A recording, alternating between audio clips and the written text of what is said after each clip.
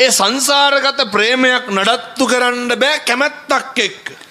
ඔය කැමැත්ත කියන එක ටිකක් පැත්තකින් තියලා හොඳට ආදරය කරන්න පුරුදු වෙන්න. කොහොමද ආදරය කරන්නේ? හොඳටම ආදරය කරේ කවුද? සිද්ධාර්ථ කුමාරයයි යශෝදරා උත්තමාවියයි.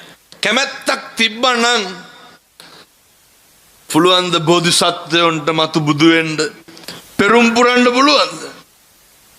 කවදාවත් පුළුවන්ද අඹුදරුවෝ දන් දෙන්න? මහරාජ්‍ය දන් දෙන්න?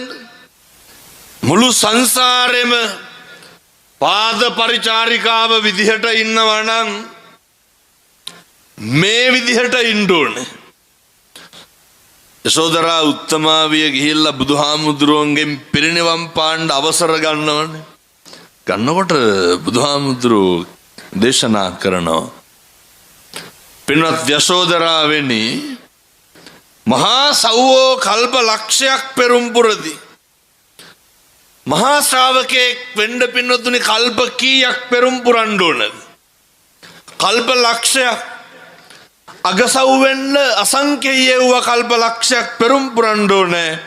පින්වත් යශෝදරාවෙනි, නුඹ මුළු මගේ සංසාරෙම සාරා සංඛ්‍යය කල්ප ලක්ෂයක් මේ මුළු සසරෙම මගේ පාද පරිචාරිකාව වුණේ නුඹ. බෝධිසත්වයන්ගේ මුළු සංසාරෙම බිරිඳ වුණේ කවුද?